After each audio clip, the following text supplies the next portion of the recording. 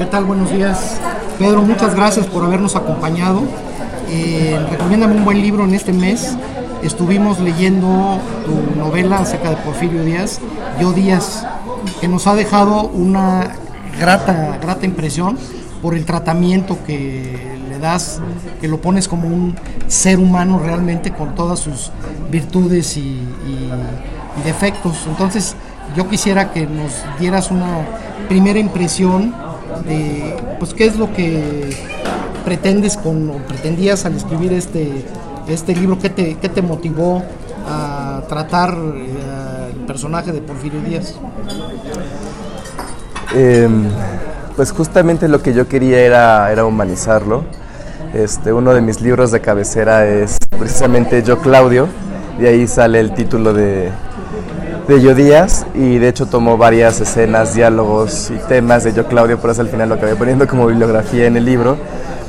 Y yo me preguntaba que por qué no existe una novela así en México de un personaje mexicano. Entonces pues me di la tarea de reconstruir la vida de Porfirio Díaz como si fuera precisamente Yo Claudio, tratando de humanizarlo, tratando de verlo de su lado humano, de su lado íntimo, y que la gente lo viera no como una figura de cartón o de un libro de texto, sino como un personaje real. ¿Cuánto tiempo dirías que te llevó a hacer la investigación? Porque bueno, aquí ya habíamos estado comentando un poquito que habías tenido contacto con la biografía de Porfirio Díaz y después ya para el libro hiciste una investigación más a fondo, pero en términos generales, ¿cuánto tiempo te llevó en total investigar al personaje para este libro?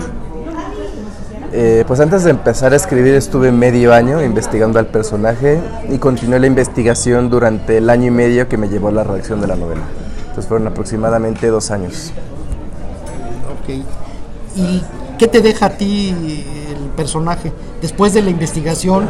¿Y cuál es tu visión de Porfirio Díaz después de tu investigación, después de haber escrito el libro y con la respuesta que ha tenido con el público? Pues me deja esa idea de que, o sea, cuando yo lo empecé a escribir y cuando abrí mi cuenta de Twitter, tenía esta idea de que pues todos lo odiaban y que todos lo veían como un villano, pero yo creo que sí hay un interés de la gente por descubrir al personaje.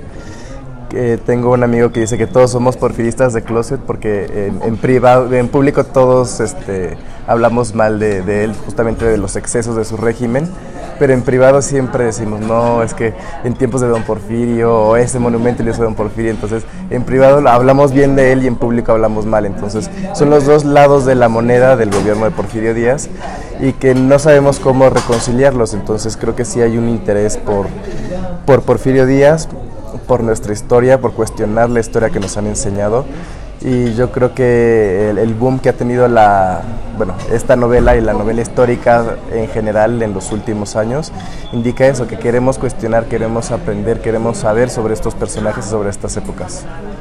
Muy bien, pues mira, voy a ir pasando con los demás compañeros para que cada quien te vaya haciendo alguna de sus preguntas. A ver, pasamos con Pilar. Buenos días, Pedro. Antes que nada, te doy la bienvenida y agradecerte que nos hayas aceptado la invitación al desayuno para conocernos y preguntarte más sobre tu libro. Mi pregunta es, ¿en realidad en su lecho de muerte confiesa a su esposa Carmelita todo lo que conlleva tu libro? ¿O fue la inventiva para iniciar tu obra, tu libro? Perdón. Pues en sus últimos 2-3 días sí cuentan que de repente empezó a delirar, que contaba pedazos de su vida, pedazos sueltos, y yo me agarré de eso para decir que probablemente estaba intentando contar su vida y que se le estaba intentando contar a su esposa, que sí estuvo en su lecho hasta que murió. Entonces es un poco lo que sí sucedió y un poco de lo que yo me agarré como excusa para poder contarlo. Sí, también otra, aparte de la biografía en la que te apoyas para hacer tu libro, ¿o tuviste algún contacto con algún familiar de ella? O sea, que te haya platicado cosas de él. No, todo fue bibliografía escrita, pero conocí familiares ya que estaba el libro publicado y les gustó el libro. De hecho, presenté el libro justamente en el 2018 en el Café de Don Porfirio, que está enfrente del Monumento de la Revolución, que sí es de los descendientes de Porfirio Díaz, y les gustó mucho el libro. Entonces, pues si la familia lo aprueba y le gusta, claro, pues yo feliz. Muy bien, te agradezco mucho. Hasta luego.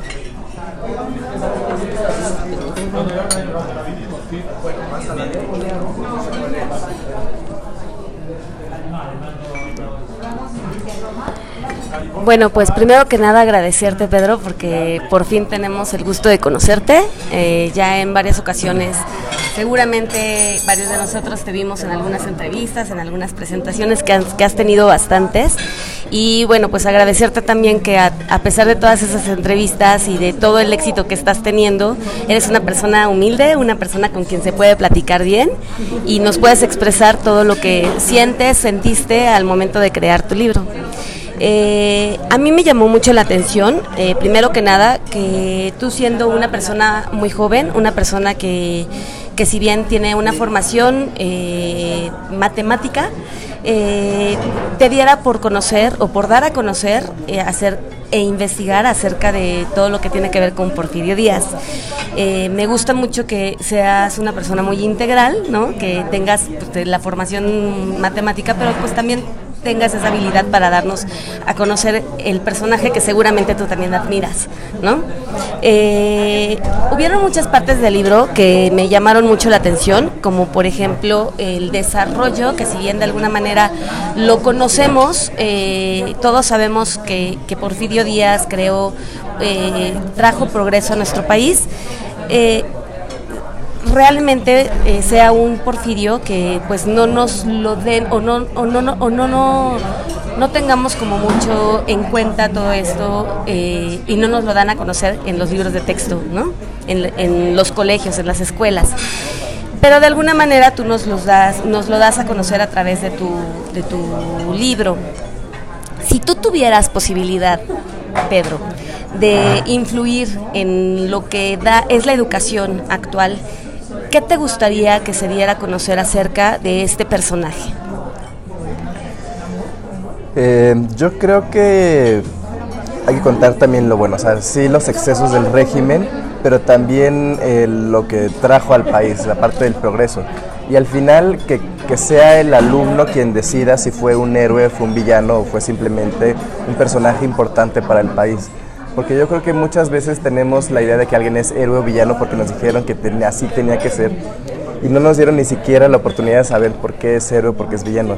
Entonces, si los niños tuvieran la oportunidad de tomar esa decisión y de tener todo a su alcance, creo que cambiaría mucho la educación en México, porque entonces ya el niño tiene que pensar y tiene que tomar esa decisión sobre su pasado y se está involucrando.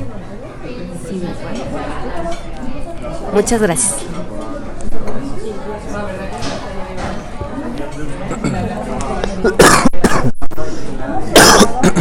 Pedro, pues creo que también es agradecerte que estés con nosotros y que nos compartas toda esa experiencia. A mí algo que me llamó mucho la atención son muchas de las frases que están en la boca de Porfirio. Muchas son muy interesantes. Yo tuve que escribir muchísimas porque creo que representan otra época muy importante para el país, pero también son unas que podrían ser muy actuales, excesivamente actuales, ¿no? ¿Qué tanto es realmente palabras de Porfirio, de toda la investigación que hiciste de él, o qué tanto también es tu forma de pensar como gente joven? Que estás viviendo pues, más cambios, o sea, cambios de gobierno como pues ya la salida del PRI, PAN, ahora con López Obrador, o sea, has vivido más cambios que yo creo que la mayor parte de los que estamos aquí, ¿no? ¿Qué tanto está representando también tu forma de pensar? Pues es muy raro porque Porfirio tenía muchas frases ocurrentes. Y luego cuando me preguntan, oye, esta frase es tuya, y yo, no, es de Porfirio. Entonces, era un hombre terriblemente intuitivo, humano, que conocía a los mexicanos como pocos presidentes. Entonces, que frases suyas de hace 120 o 130 años nos sigan pareciendo actuales significa que sí tenemos una naturaleza muy particular en México y que no hemos cambiado. Entonces, Intenté apegarme lo más posible al personaje. Como sabemos, pues sí, hubo cosas que sí salen del autor y están ahí, pero sobre todo cuando está gobernando, muchísimas frases son suyas. O sea, casi todas esas frases ocurrentes que tiene sí son de él, que dio en entrevistas o que tiene en sus memorias. Entonces es muy interesante ver cómo parece actual, porque pues no hemos cambiado. Claro. Pues, gracias, pues, pasamos el micrófono. Muchas gracias. Gracias. Pedro, a mí me interesaría saber de qué manera investigas. O sea, ya se ve que tienes una bibliografía muy amplia, pero ¿cómo lo haces? ¿Recopilas? ¿Tienes anotaciones? ¿De qué manera haces tu investigación? Pues al principio empiezo leyendo cosas de ficción o viendo series o películas que se hayan escrito sobre el personaje para saber qué han hecho otros, y también te da un bosquejo inicial de cuál es la historia, porque además pues no quiero pasar por los mismos lugares o al igual que, o sea, por autores parecidos. Entonces, por ejemplo, leí la novela de Pobre Patria Mía y vi El vuelo del águila, y, o sea, trabajos de ficción que se han hecho sobre el personaje. Y a partir de eso empiezo a un trabajo inicial de investigación, ya para darle una estructura, de decir, ya voy a empezar, por aquí tengo que pasar por estos lugares, voy a contar esto. Y en el camino pues te vas encontrando cosas de, esto me parece interesante, o esto le aporta al personaje, o cosas de, a lo mejor esto está muy visto porque lo cuentan en todos lados, entonces ya lo voy a pasar por encimita porque das por sentado que todo el mundo ya lo sabe. Claro. Y pues como soy ingeniero, diagramo mucho y voy haciendo anotaciones por todos lados. De hecho, mis primeros cómo trabajo es que yo diagramar un libro. Cuando yo diagramo un libro, pues sí son tal cual diagramas, decir tengo que pasar por aquí porque tengo que transformar al personaje. O sea, sí, mi forma de trabajar internamente es muy de ingeniero. Y sé qué parte de la bibliografía va para qué parte del libro, y así es como lo voy trabajando. De todas maneras, sigo investigando mientras estoy escribiendo el libro, entonces de repente sí me ha tocado de, híjoles, este dato me va a cambiar todo el capítulo, hay que tirarlo y volverlo a escribir. Entonces, sí no es la mejor forma de trabajar, pero cuando tienes tiempos editoriales, pues para mí me ha funcionado. Entonces, sí voy ¿Y cuánto tardaste en escribirlo? Tardé 1 año y medio en escribirlo. Sí fue bastante largo, porque además el manuscrito, el libro publicado tiene 500 páginas y el manuscrito tenía 700. Entonces sí hubo que, por cuestión de tamaño y por cuestión de narrativa, hubo que acortar y quitar cosas. Entonces también hubo un trabajo de estar viendo qué quitábamos y qué poníamos, y entonces también eso implicó otro trabajo. Muchas gracias. Pedro, te hacen una pregunta aquí de internet. ¿Dónde pueden conseguir el libro? Pues físicamente en todas las librerías, si no, pues en las páginas de las librerías pues te lo mandan a tu casa. Está en formato ebook también y en audiolibro. No, narrado por Rubén Hernández, que es es un gran actor de doblaje, que además es la voz Cinemex. Mucho gusto, Pedro. A mí me encantó una parte del libro en la que cuando mueren ciertos personajes tienen un diálogo con Porfirio. La verdad fue un recurso súper creativo, yo no me lo imaginaba. ¿Qué pretendías con esto? Con que los muertos hablaran con Porfirio, aquellas personas allegadas. Lo de los fantasmas fue muy interesante, sí. Porque llegué a un punto en el libro en el que dije, o sea, sí, Porfirio está dando su versión y sí está contando su historia, pero pues está siendo muy condescendiente con él mismo. Claro. Entonces, el rol de los fantasmas, por un lado, es reflejar esa locura que ya tenía al final, porque sí se vuelve quijotesco en el sentido de que sí está perdiendo la razón, y estos fantasmas se iban a balancear, porque todos los fantasmas le reclaman cosas, ese es su propósito en la historia. Entonces pues sí ayuda a balancear esa imagen de Porfirio está hablando de lo bueno y maravilloso que es, y de repente llega el fantasma y dice, no, estos son tus errores. Sí, y todos los tropiezos que estás cometiendo, ¿no? Sí, entonces, en tu día a día, ¿no? Los fantasmas de alguna forma lo están juzgando. Claro, a mí me encantó esa parte, fue muy interesante porque es qué era lo que pensaban las personas cuando estaban vivas acerca de lo que está haciendo Porfirio, ¿no? Y su actuar. Y bueno, es todo, muchísimo gusto y muchas gracias por estar aquí. Gracias. Bueno, ya los agradecimientos que te han hecho por participar con nosotros, pues lo hago patente también de mi parte. En mi caso, pues no tengo en sí preguntas, el libro me fascinó, es estupendo, estoy por leer el de Iturbide y probablemente los que sigan. En mi caso, pues lo que quiero es felicitarte por ser de los escritores que han hecho cambiar la forma de pensar, de cómo ver la historia, en el que no hay héroes y no hay villanos, sino son las circunstancias que les tocó vivir a cada personaje y ellos, pues eso cambia la forma de ver la historia. Todos han tenido cosas buenas y han tenido cosas malas. No podemos decir, por ejemplo, del presidente actual que todo lo que está haciendo está mal.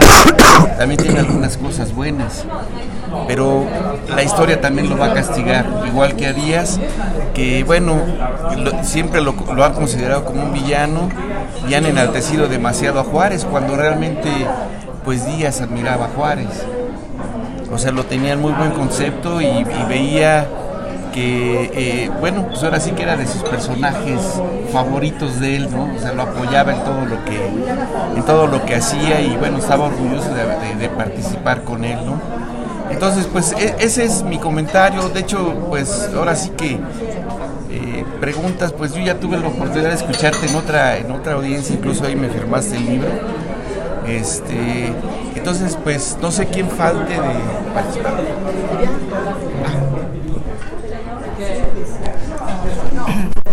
Muchas gracias por estar aquí. A mí me gustó muchísimo tu libro y a mí me gustaría como rescatar esa parte de la historia de Porfirio que no se conoce, que es la previa a llegar a la presidencia, porque a mí me impresionó muchísimo pues que podría ser un héroe, ¿no? De todas sus batallas, una las ganó, otra las perdió, pero al final él fue el artífice para derrotar a los franceses, para sacar a los franceses, y esa parte no es muy conocida, al menos en la historia oficial que nos enseñan en las escuelas. Y esa parte también lo hace como un personaje muy grande, y un poco justifica que él haya querido permanecer en la presidencia muchísimos años para estabilizar el país, para crear un periodo más largo de paz. Había habido mucho derramamiento de sangre y bueno, esa parte a mí te agradezco que nos hayas como abierto la posibilidad de conocerla, porque pues no es lo que se conoce de don Porfirio. Sí, no. Y es muy curioso porque no solamente es la parte militar, que sí es muy importante, pero esta parte humana de... un capítulo que me gusta mucho es que está a punto de tomar Puebla, al final de la guerra contra el Segundo Imperio, y antes de sitiar Puebla le manda una carta a su sobrina para proponerle matrimonio. De hecho, la carta que sale, ya sé que me van a preguntar de las cartas que salen en el libro, las que le escribe a Juana Cata son mías y las que le escribe a sus esposas y son cartas reales. Pero le escribe la carta de me quiero casar contigo y todo, y le declara su amor, y entonces él toma Puebla y la respuesta no llega hasta después que toma Puebla. Entonces, el hecho de que tenga esos momentos de humanidad, de te estoy declarando mi amor, pero al mismo tiempo estoy en una batalla importante, que esos son los dos rasgos de era un hombre muy familiar y al mismo tiempo era un hombre que estaba comprometido con su causa. Y lo vemos sobre todo en esa parte, justo antes de la presidencia, que sí tiene sus aventuras y todo, porque sí parece novela de aventuras al principio, pero está al pendiente de sus hermanas, de su mamá, de lo que hace su hermano, y son facetas que lo hacen, yo pienso, muy humanas. Pues muchas gracias. Gracias. Encantada de conocerla. Pues es un gusto leer tu libro. Uno se entra y hace cuenta que está uno ahí en ese momento. ¿Cómo logras meternos a través de la palabra en un mundo irreal, de alguna manera, de otra época? Eso me encanta. Y decía algún escritor que los mexicanos somos maniqueos en la historia. O sea, nada más hay buenos y malos. Pero eso te viene, ese poder centrar, no, como dejarnos el ser humano de Porfirio, te viene de tu familia, de alguna parte de tu formación humana y profesional, el poder ser más objetivo o poderle darle la oportunidad a don Porfi. Pues yo creo que de las lecturas que tuve es que siempre digo que tuve papás anormales porque es que no me dejaban ver anime japonés cuando estaba en quinto o sexto de primaria porque me decían que era muy violento, pero ya estaba al quinto de primaria leyendo Yo Claudio. Y luego le dije a mamá, ¿ya leíste este libro? Y es incesto, asesinato, traiciones, y está peor que... Me dijo, pero es cultura. Entonces, ver en esos libros, por ejemplo, ya leí Los Reyes Malditos empezando secundaria. Entonces, esas novelas históricas que representan las pasiones humanas me llamaron mucho la atención porque yo quería que se reflejara en estos personajes que hemos sacralizado durante tanto tiempo y que también tienen sus pasiones humanas. Entonces, yo quería precisamente hacer eso con estos personajes y para mí Porfirio para mí es el personaje que más me interesa del siglo XIX y por eso lo escogí para que fuera el primero. Pero pues es más bien lo que leo que se filtra a lo que escribo. Muchas gracias. Perdón.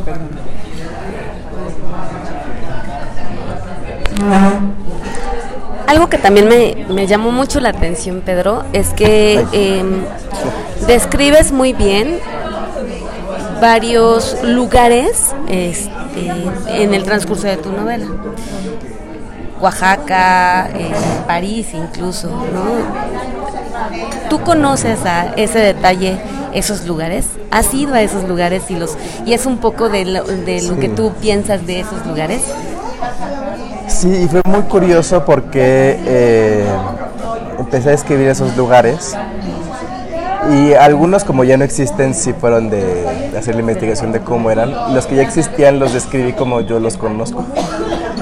Y luego conocí a un historiador que me dijo, pero es que ha cambiado mucho durante el siglo XX, entonces fue un anacronismo inconsciente, que bueno, ya como quedó el libro, pues ya no lo corregí, pero para el libro de Iturbide, para el libro de Zapata, ya no describo los lugares como los conozco, sino como los investigo. Tengo que hacer una investigación de cómo eran esos. Viéndolos desde el punto de vista del tiempo en el que estás describiendo. Sí, pero sí quería que hubiera una añoranza, sobre todo por la parte de Oaxaca, porque al final es lo que Porfirio Díaz extrañaba. Y que me parece muy curioso, porque cuando nosotros pensamos en la vida de Porfirio, tendemos a pensar que lo que más extrañaba en París o lo que más añoraba, pues hubiera sido su presidencia o su época de esplendor o los bailes, y lo que él extrañaba era precisamente su infancia. Hablaba de sus hermanas, hablaba de su mamá, de su tierra. Entonces es interesante las perspectivas que tenemos. Aunque era pobre en esa época, era feliz, entonces él añoraba esa felicidad. Y otro punto que quería mencionarte es que independientemente de que el poder era lo que caracteriza a don Porfirio, ¿no?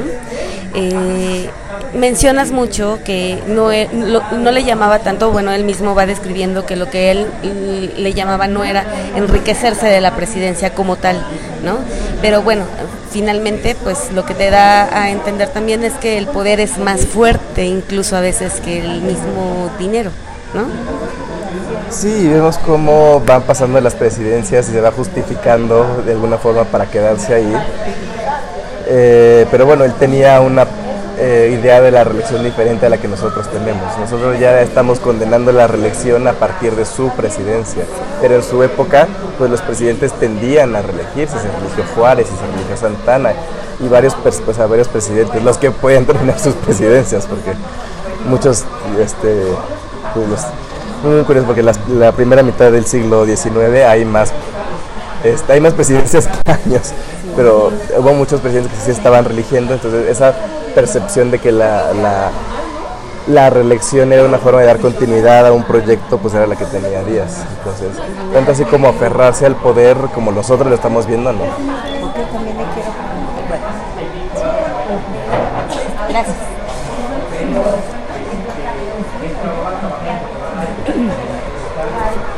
Pedro, yo quiero justificar a Díaz, inclusive de que violó su propio plan de no reelección. Yo siento que él, por temor o miedo de que la educación y el progreso no continuara en México, siento que era como, bueno, no un pretexto, sino más bien su temor de que no continuaran con el progreso que llevaba México. Eso es una. Y otra, por ejemplo, cuando viene el centenario de la independencia, que tanto preparó, tantos planes tenía, tanto inauguró, que ha de haber dicho, si viene el otro, porque ya venían las elecciones, me va a echar a perder todo lo que yo pues hice, ¿no? Con tanto esfuerzo y trabajo. Sí. Creo, es mi justificación que yo le doy. Yo creo que las dos razones por las que se mantuvo en el poder fueron una, que no veía a alguien que pudiera gobernar, y otra es este miedo a otra guerra civil, porque le tocó un montón de guerras civiles y entonces tenía miedo que si él se separaba del poder iba a haber otra. Inclusive la libertad que decía a fuerza, ¿no? Para mantener la paz. Entonces eso era sí. su... Y él decía que era una paz forzada. Pero aparte porque era militar, ¿no? También. Sí. O sea, él estaba consciente que tenía que forzar la paz a través de la sangre para que el país pudiera progresar. Pero inclusive, como dicen, ¿no? La cuña para que apriete ha de ser el mismo palo. Entonces, si él no ponía el ejemplo con lo mismo de nosotros, bueno, de los mexicanos que se habían sublevado, pues entonces ¿cómo podía dar esa imagen, no? Sí. Es como los padres, si no castigan a los hijos desde un principio, o sea, como viene cualquier gente y te los quiere educar, ¿no? Sí, y eso es importante porque Porfirio era muy paternalista para gobernar y veía a los mexicanos como niños chiquitos. Él también fue muy paternalista siendo general y yo creo que fue porque le hizo falta un padre y él tuvo que hacerse el padre de su familia. Sí. Pero aparte en esa época la educación no estaba como tal, o sea, como ¿cómo se dice? A la par de otros países. Entonces él como que sí creía que nosotros, los mexicanos, estábamos como muy indefensos en ese sentido, ¿no? De la educación. Sí, y por eso le dio tanto poder a la educación. Lo que pasa, ¿no? Sí. Lo que pasa es que pues heredó un país con mucho analfabetismo y las guerras. Y lo heredó de gobiernos anteriores, no supo cómo sacarlo de ahí y al final lo heredó a los gobiernos revolucionarios. Porque tenemos esta idea de que el alfabetismo y la marginación empezó con el porfiriato y realmente no, él lo hereda de gobiernos anteriores y a su vez lo hereda a Madero. Gracias. ¿Alguien más? Gracias. Pues yo más que pregunta, me llamó mucho la atención y me gustó toda la narrativa de las batallas de Porfirio Díaz. La conocida y no tanto la famosa batalla del 2 de abril, su participación en el 5 de mayo, que finalmente se le atribuye al general Zaragoza y creo que gran parte de ese triunfo también se le debe a Porfirio. Entonces a mí me dio mucho gusto cómo te metiste a investigar todos esos datos para presentarlo y que cada quien pues tome sus conclusiones, ¿no? Sí, las batallas. Porque en el momento en que... Es muy curioso de Porfirio porque él dice, yo no aprendí a hacer la guerra porque estaba muy ocupado haciendo la guerra. Pero lo decía porque no fue al colegio militar como su hermano. Y al final posiblemente esa idea de que no haya ido al colegio militar lo hizo ser también un general tan exitoso, porque él pensaba fuera de la caja. Y pues sí, desde el primer momento en que gana su primera batalla aventando piedras en una cascada, vemos que se convierte en una novela de aventuras y tiene que pues ir viendo cómo gana la batalla y viendo cómo a esta ciudad se sitia y a veces en otra batalla tiene que extraer un lado para atacar del otro, o sea, así son, y se tiene que ingeniárselas, siempre tiene que ingeniárselas. Es divertido reconstruir esas batallas precisamente porque no son todas iguales y al final, aunque sabes que el personaje pues va a llegar a la presidencia, está divertido ver cómo está en peligro y cómo le disparan y cómo parece que sí se puede morir, o sea, ponerlo en peligro y que al final ver cómo se las tiene que ingeniar para salir de ahí, o como el caso de cuando se escapa de los conventos. Otra parte que a mí se me hizo muy interesante es ponerte en el contexto de la época y sin embargo trataste de una manera muy delicada el tema de la mujer, porque él andaba en la batalla y bueno, pues tenía un amante en un lugar y en otro lugar y en otro lugar, y si hoy lo vieras eso a lo mejor pudiera a mucha gente escandalizarle, ¿no? Pero eran en su momento tal vez entender la época, usos y costumbres. Sí, los usos y costumbres de Oaxaca, pero es interesante porque sí tiene estas relaciones personales con estas mujeres y que yo creo que sí lo cambian y sí lo marcan, desde sus hermanas, su madre, que son mujeres fuertes que tuvieron que salir adelante en un ambiente que era muy machista, sobre todo su madre que de repente enviuda y en esa época pues no tienes hombre y no sirves para nada y su madre sale adelante. Luego personajes como Juana Cata, que sí es una gran empresaria de Oaxaca, que la hemos relegado a ser la amante de Porfirio Díaz y no estamos viendo su gran legado a la historia. Y así vamos viendo cómo se va rodeando estas mujeres fuertes y yo creo que lo van influenciando. Al final yo creo que Porfirio es quien es, no por los hombres que lo rodean, sino por las mujeres. Siempre tiene mujeres fuertes alrededor.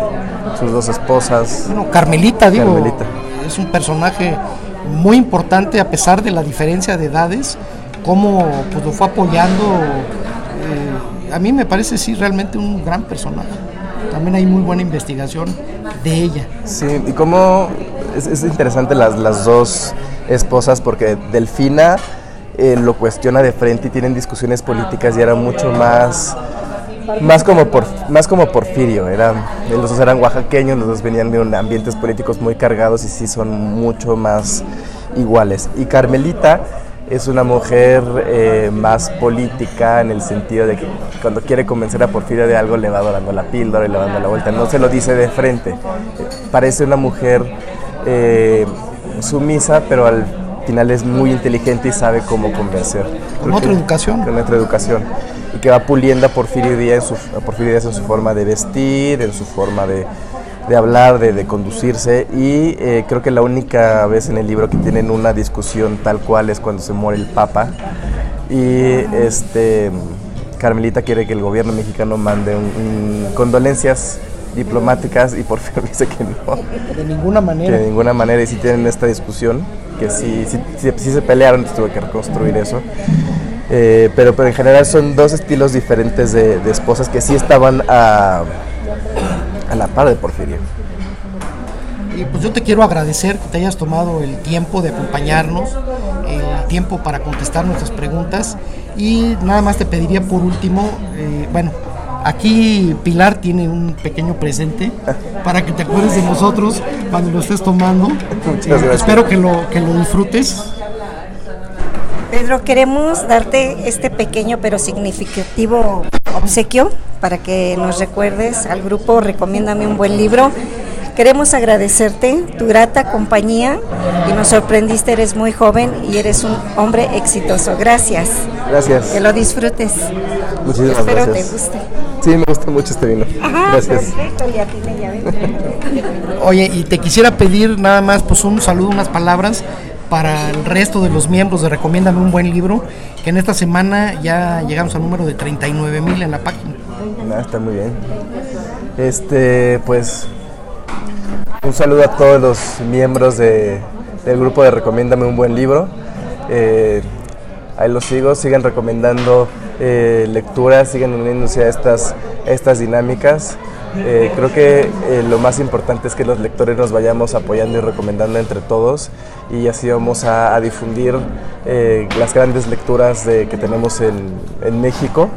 Vamos a conocer diferentes autores y pues vamos a descubrir que cada libro es un mundo. Entonces, pues muchas gracias por la invitación y sigamos festejando las letras.